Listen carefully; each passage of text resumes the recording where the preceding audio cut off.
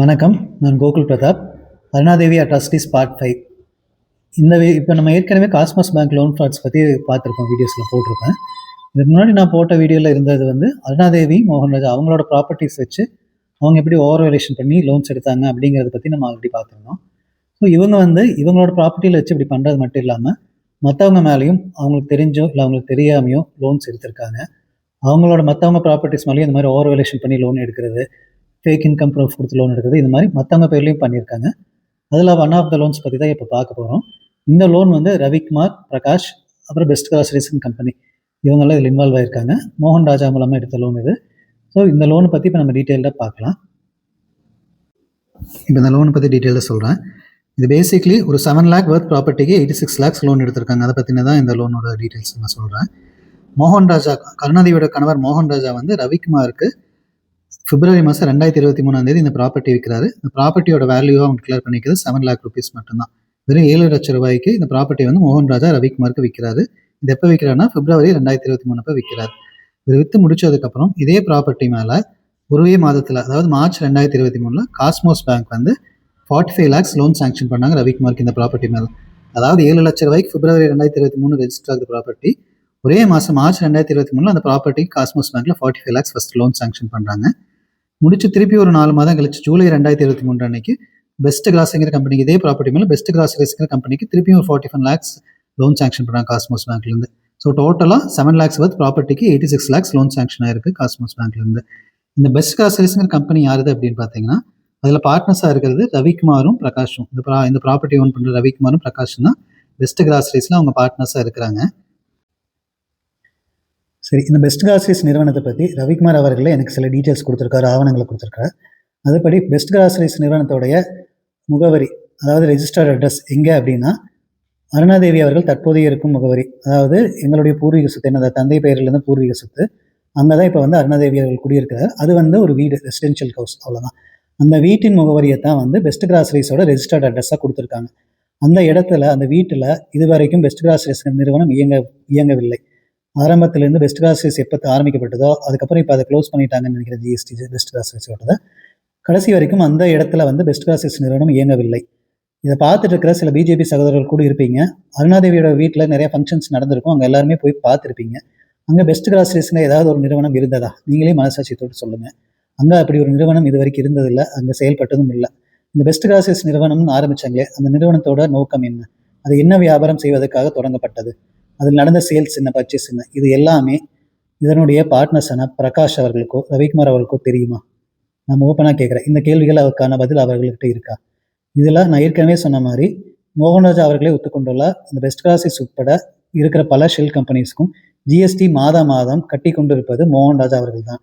இதை பற்றி ரவிக்குமார் அண்ட் பிரகாஷ் போன்றவர்களுக்கு தெரியாது. எல்லா இதுக்கும் ஜிஎஸ்டி கட்டிட்டு இருக்கிறது மோகன்ராஜா தான். இதை ரவிக்குமார்கிட்ட மோகன்ராஜாவை ஒத்துக்கொண்டுள்ளார். அதுக்கான ஆதாரமாக எங்கிட்ட இருக்குது. ஸோ பெஸ்ட் கிராசரிஸில் இருக்கிற பிரகாஷ் அண்ட் ரவிக்குமார். பிரகாஷ் அருணாதேவி மோகன்ராஜா கிட்ட டிரைவராக இருக்கிறாரு. அவருக்கு ரொம்ப பெரிய இன்கம் எல்லாம் மந்த்லி கிடையாது. இவ்வளோ பெரிய லோன் கட்டுற அளவுக்கான வருமானம் பிரகாஷ்கிட்ட கிடையாது. அடுத்தது இருக்கிற ரவிக்குமார் தான் எங்கிட்ட எல்லா விஷயங்களும் சொல்கிறார். ரவிக்குமார் எப்படி இதில் இன்ட்ரோடியூஸ் ஆகிறாரு மோகன்ராஜாட்டன்னா, ரவிக்குமார் மயிலாடுதுறையில் இருந்திருக்கிறார். அவரும் பிஜேபியில் கட்சியில் பொறுப்பில் இருந்தவர் தான். அவர்கிட்ட மோகன்ராஜா பார்த்து பேசிட்டு, கோயம்புத்தூருக்கு வாங்க, உங்களை நான் டெவலப் பண்ணிவிடுறேன் அப்படின்ட்டு இங்கே கூப்பிட்டு வராரு. கூப்பிட்டு தான் இந்த இடத்த, ஒரு 25 சென்ட் இடத்த முதல்ல 7 லட்சம் ரூபாய்க்கு ரவிக்குமார் பேரில் எழுதி வைக்கிறார். மோகன்ராஜா அவர்கள் தான் இந்த இடத்த ரவிக்குமார் பேரில் எழுதி வைக்கிறார். எழுதி வச்சுட்டு இந்த லோன், இவ்வளோ பெரிய லோன் 86 லட்சம் அதை எடுத்ததுக்கப்புறம் ஒரு சின்ன போர்ஷன் ஆஃப் அமௌண்ட்டை மட்டும் ரவிக்குமாருக்கு கொடுத்துட்டு மீதி எல்லா அமௌண்ட்டையும் மோகன்ராஜா அவர்களை யூஸ் பண்ணிட்டாரு. இது ரவிக்குமார் என்கிட்ட சொன்ன விஷயங்க. இது நடந்துட்டு இருக்கும்போது ரவிக்குமார் என்கிட்ட ஆலோசனைக்கு வரும்போது நான் ஃபஸ்ட்டு கேட்டது, எனக்கு டீட்டெயில்ஸ் பார்த்து தான் ஒரு ஒப்பீனியன் உங்களுக்கு சொல்கிறதுக்கு, ஆலோசனை வழங்குறதுக்கு எனக்கு டீட்டெயில்ஸ் வேணும். நீங்கள் பேங்க்கில் ஸ்டேட்மெண்ட் வாங்கிட்டு வாங்க, லோன் அமௌண்ட் எடுத்த அமௌண்ட் எந்தெந்த அக்கௌண்ட்டுக்கு போயிருக்கு அப்படிங்கிற ஸ்டேட்மெண்ட் டீட்டெயில்ஸ் வாங்கிட்டு வாங்க. அதை பார்த்தா தான் எனக்கு ஒரு ஆலோசனை சொல்கிறது கரெக்டாக இருக்கும். நீங்கள் ஸ்டேட்மெண்ட் வாங்கிட்டு வாங்க அப்படின்னு நான் ரவிக்குமார்ட்ட சொன்னேன். அவரும் நிறைய முறை நேரடியாக பேங்க்குக்கு போய் கேட்டார். நான் கேட்கும் போது அவருக்கான ஸ்டேட்மெண்ட் எதுவும் பேங்க்கில் அவங்க ஸ்டார்டிங்கில் அவங்க கொடுக்கல. அதுக்கப்புறம் சரி நீங்கள் ரைட்டிங்கில் எழுதி கேளுங்க அப்படிங்கிற ஆலோசனையை நான் ரவிக்குமார் கொடுத்தேன். லெட்டர் நான் அவருக்கு டிராஃப்ட் பண்ண கிடையாது. அவர் பிஜேபி கட்சியில் இருக்கிற கட்சிக்காரங்க யாரும் மூலமாக அவர் லெட்டர் எழுதி பேங்க்குக்கு அனுப்பிச்சிருக்கிறாரு. இதுக்கப்புறமாக மோகன்ராஜா ரவிக்குமாரை தனியாக கூப்பிட்டு பேசியிருக்காரு. பேசி இந்த பிரச்சனையை பெருசு பண்ண வேண்டாம், நான் எப்படியாவது லோனை க்ளோஸ் பண்ணிடுறேன்.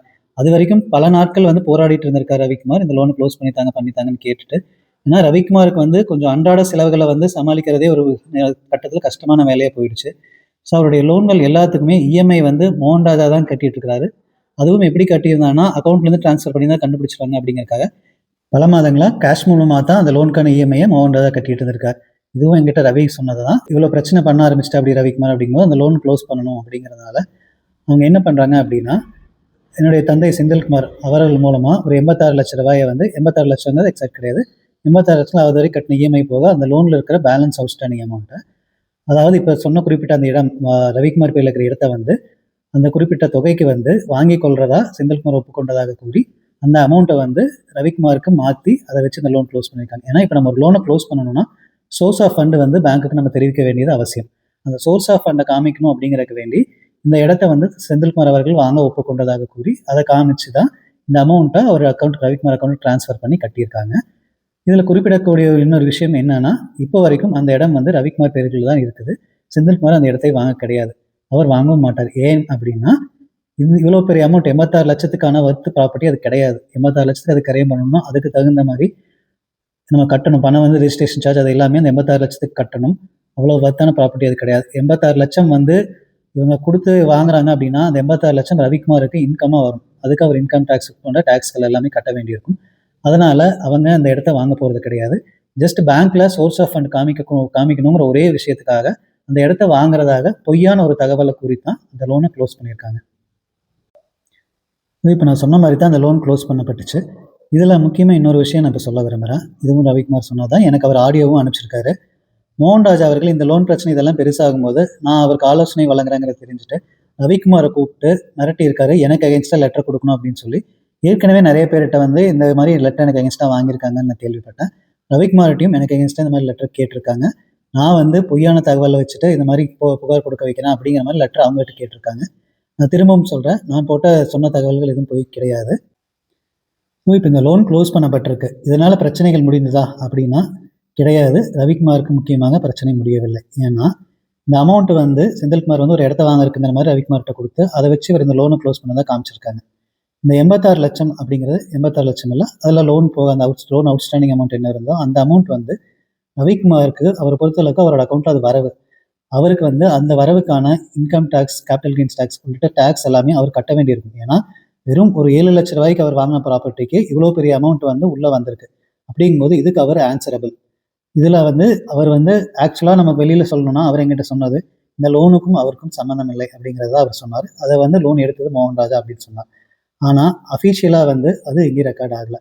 அஃபீஷியலாக பார்த்தா அந்த லோன் வந்து ரவிக்குமார் பேரில் இருக்குது. இதை நான் பொதுமக்கள் உங்களை எல்லாத்துக்கும் நான் வந்து ஒரு விழிப்புணர்வுக்காக சொல்கிறேன்.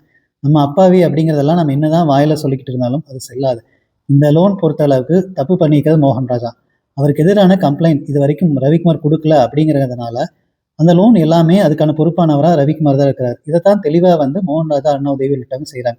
உங்கள் லோன் உங்கள் பேரில் எடுத்தது வந்து அது என்னமோ அது பெரிய தப்பே இல்லைங்கிற மாதிரியும், நாங்கள் எடுத்த லோனை நாங்கள் க்ளோஸ் பண்ணி கொடுத்துட்றோம், உங்கள் பிரச்சனை முடிஞ்சுது அப்படின்னு போலி அவரை சொல்லி நம்ப வச்சிருக்காங்க. இந்த லோன் க்ளோஸ் பண்ணங்காட்டி அவர் பிரச்சனை எங்கே முடிஞ்சிருக்கு? 86 லட்சத்துக்கான வருமானத்துக்கான கணக்கு அவர் சொல்லித்தானே ஆகணும். அதை வந்து மோகன் ராஜா வர்ணதேவி ஏற்றுக்குவாங்களா? அது எங்கே பணம் தான் அப்படின்ட்டு சொல்லுவாங்களா? ரவியை காப்பாற்றுறதுன்னு இப்போ சொல்லுவாங்களா மோகன் ராஜா வர்ணதேவி? அது எங்கே பணம் தான் வந்து ஓப்பனாக அவங்க ஒத்துக்க முடியுமா? ரவியை காப்பாற்றுறதுக்காக அவங்க அதை பண்ணுவாங்களா? பண்ண மாட்டாங்க. ஸோ இந்த மாதிரி ரவி மாதிரியான ஆட்கள் நிறைய பேர் பாதிக்கப்பட்டு இருக்காங்க ஆல்ரெடி, இனிமேலும் பாதிக்கப்படுவாங்க. ஏன்னா இந்த தவறுகளை அவங்க தொடர்ந்து செஞ்சுட்டு தான் இருக்காங்க, மோகன் ராஜாவும் அருணாதேவியும். நாம விழிப்புணர்வா இல்லைன்னா நம்மளை ஏமாத்துறதுக்கு இந்த மாதிரி ஆட்கள் நிறைய இருக்கத்தான் செய்யறாங்க. விழிப்புணர்வோடு இருக்க வேண்டியது நமது கடமை. இதுல வந்து டார்கெட் பண்றதே மோகன் ராஜா அருணாதேவி அவங்க வந்து டார்கெட் பண்றதே வந்து ஏழை எளிய மக்களை தான் அவங்க டார்கெட் பண்றாங்க. ஏதாவது ஒரு பிரச்சனைனா இவங்களை எதிர்த்து கேள்வி கேட்க முடியாதவங்க, எதிர்த்து போராடுறதுக்கு ஒரு பணபலமோ மனபலமோ இல்லாதவங்களை தான் இவங்க டார்கெட் பண்ணுறாங்க. ஸோ இது எதுவுமே நம்ம நடக்கிறதுக்கு முன்னாடி நம்ம பாதுகாத்துக்க வேண்டியது நம்ம கடமை. ஏன்னா இவ்வளோ நடந்ததுக்கப்புறம் இவங்க பண்ண பிரச்சனைகளுக்கு ஆன்சரபிளாக எல்லாருமே ஆகும். யார் யாரெல்லாம் அதை அவங்க கூட சொல்கிறது கேட்டுருக்கோம் எல்லாமே ஆகும். இது வந்து ஒரு ஆசை காமிச்சு ஏமாத்துற மாதிரி தான். ஒரு பண கஷ்டத்தில் ரொம்ப ஒருத்தர் இருக்கான்னா அவங்ககிட்ட போய் உனக்கு இந்த பணம் தரேன் அப்படின்னா அடுத்த எதையும் யோசிக்காமல் அவன் வந்து அவங்க சொல்கிறதுக்கெல்லாம் தலையாட்டுவான். அதை தான் இவங்க பயன்படுத்துகிறாங்க. 86 லட்ச ரூபாய் இப்போ ரவிக்குமார் பேரில் லோன் எடுத்தாங்களே, அந்த 86 லட்சம் லோன் எடுத்தாங்கிறத வந்து அவருக்கு ஸ்ட்ரைக் ஆகலை. அவருக்கு வந்து ஒரு சிறிய அதில் வந்து ஒரு சின்ன அமௌண்ட்டை ஃபஸ்ட்டு கொடுத்தாங்க. அதுக்காக ஆசைப்பட்டு போய் அவர் 86 லட்சத்துக்கு வந்து கையெழுத்து போட்டுட்டு வந்துட்டார் ரவிக்குமார் அவர்கள். நான் பார்க்குறேன் இப்போ இந்த இவ்வளோ நான் ஓப்பனாக இதோட ஆதாரத்தோட இது எல்லாத்தையுமே பேசியிருக்கேன். நான் இதில் சொன்ன ஆவண எண்கள் இது எல்லாமே யார் வேணாலும் சர்டிஃபிகேட் காப்பி போட்டு எடுத்து பார்த்துக்கலாம். எங்கிட்ட எல்லா காப்பி இருக்குது. எங்கிட்ட ரவிக்குமார் சொன்ன ஆடியோ எல்லாமே அவர் எனக்கு கொடுத்த ஷேர் பண்ணிக்கிற எல்லா ஆதாரங்களும் எங்கிட்ட இருக்குது. மோகன் ராஜாவாக ஒத்து இருக்கிறார். இந்த பெஸ்ட் கிராசரிஸ் உள்ளிட்ட எல்லா கம்பெனிக்கும் அதனுடைய ஜிஎஸ்டி கட்டிட்டு இருக்கிறது மோகன் ராஜா தான். பெஸ்ட் கிராசரிஸ்க்கு ரவிக்குமாரோ பிரகாஷோ கட்டல, ஜிஎஸ்டி கட்டிட்டு இருக்கிறது மோகன் ராஜா தான் அப்படின்னு அவராகவே ரவிக்குமார்ட்ட ஒத்துக்கிட்ட ஆடியோ அது எல்லாமே எங்கிட்ட இருக்கு. ரவிக்குமார் எனக்கு ஷேர் பண்ணியிருக்கிறாரு, அவரோட ஒப்புதலோட எனக்கு அது கொடுத்துருக்காரு. எல்லா ஆடியோமே எங்கிட்ட ஆதாரங்களோட இது எல்லாமே இருக்கு. சரி, இந்த பிரச்சனை இப்போ நான் தெளிவாக சொல்லிட்டேன். ரவிக்குமார் லோனு க்ளோஸ் பண்ணதுனால அவரோட பிரச்சனை முடியல. அந்த 86 லட்சம் அவருக்கு எப்படி வந்தது, அதுக்கான வருமானத்தை அவர் வந்தது 86 லட்சம் அவருக்கு வந்தது அவருக்கு ஒரு வருமானம். அதுக்கான வரி கட்ட வேண்டிய பொறுப்பு எல்லாமே அவர் பேரில் இருக்கும். இது இந்த பணம் மோகன் ராஜாவுடையது தான், லோன் எடுத்ததும் மோகன் ராஜா தான், அதை பயன்படுத்திக்கிட்டும் மோகன் ராஜா தான் அப்படின்னு அவர் ஒத்துக்காத வரைக்கும் ரவிக்கு இந்த பிரச்சனை தொடர்ந்துட்டு தான் இருக்கும். இப்போ ரவியை காப்பாத்துறதுக்கு இவங்களோட சுயநலத்துக்காக ரவி மேலே 86 லட்சம் லோன் எடுத்தாங்கல்ல, இப்போ ரவியை காப்பாத்துறதுக்காக இந்த இது நாங்கள் தான் எடுத்தோம் அப்படின்னு மோகன் ராஜா அவர்களும் அருணாதேவி அவர்களும் ஒத்துக்கொள்வார்களா? ஒத்துக்கொள்ள மாட்டாங்க. ஏன்னா அவங்களுக்கு மற்றவங்க மேலே அக்கறை கிடையாது. அவங்க ஒரு சுயநலம், அவங்களுக்கு பணம் வந்தால் போதுன்ட்டு தான் இந்த எல்லா தப்பையும் பண்ணியிருக்காங்க. ஸோ இது அவங்களுக்கு விழிப்புணர்வுக்கு திருப்பி சொல்கிறேன். நாம எச்சரிக்கையா இல்லைன்னா, நாம ஏமாந்தோம்னா நம்மளை ஏமாத்துறதுக்கு இன்னும் பல பேர் அருணாதேவி மோகன் ராஜா மாதிரி பல பேர் காத்துக்கிட்டு தான் இருக்காங்க. எச்சரிக்கையா இருக்க வேண்டியது நமது பொறுப்பு, நமது கடமை. நான் இப்போ இன்னொரு விஷயத்தை பதிவு பண்ண விரும்புகிறேன். நான் இப்போ போட்டுட்டு இருக்கிற போஸ்ட் எல்லாமே பிஜேபிங்கிற ஒரு கட்சியை எதிர்த்து கிடையாது. ஏன்னா பிஜேபியிலையும் இந்த லோன்னால பாதிக்கப்பட்டவங்க பிஜேபி கட்சிக்குள்ளேயே நிறைய பேர் இருக்கிறாங்க. அவங்களும் எங்கிட்ட நிறைய விஷயங்கள் பகிர்ந்துருக்கிறாங்க. இது எல்லாத்தையும் நான் எடுத்துக்கிட்டா இந்த வீடியோ போடுறேன். இது அரசியல் பதிவு கிடையாது. நான் பிஜேபி இல்லாமல் இன்னொரு மாற்று கட்சியில் சேர்ந்தவன் தான். அந்த கட்சி மூலமாக கூட, அந்த கட்சியோட ஐடி விங் மூலமாக கூட இதை பிஜேபியை பழி வாங்கணும் அப்படிங்கிற நோக்கம் எனக்கு இருந்ததுன்னா அவங்களோட ஐடி விங் மூலமாக கூட நான் இந்த விஷயத்தையெல்லாம் நான் போஸ்ட் பண்ணியிருக்க முடியும். நான் எனக்கு பொறுத்த அளவுக்கும் பொதுமக்களுக்கு ஒரு அவேர்னஸ் வரணும், இந்த மாதிரி விஷயங்கள்ல ஏமாறாமல் இருக்கணும் அப்படிங்கிற பொதுநலனுக்காகத்தான் நான் இந்த யூடியூப் சேனலை தொடங்கியிருக்கேன். அதனால தான் இந்த பொதுநலன் சார்ந்து தான் நான் வீடியோஸை போட்டுட்ருக்கேன். இதுக்கு ஏதோ கட்சி சார்ந்தோ ஏதோ கட்சி சார்ந்து நான் போடக்கூடிய ஒரு கட்சிக்கு எதிரான பதிவுகள்லாம் இது நிச்சயமாக கிடையாது. திரும்பவும் நான் அதை சொல்லிக்கிறேன். பொதுநலனுக்காகத்தான் இந்த வீடியோவை நான் போடுறேன்.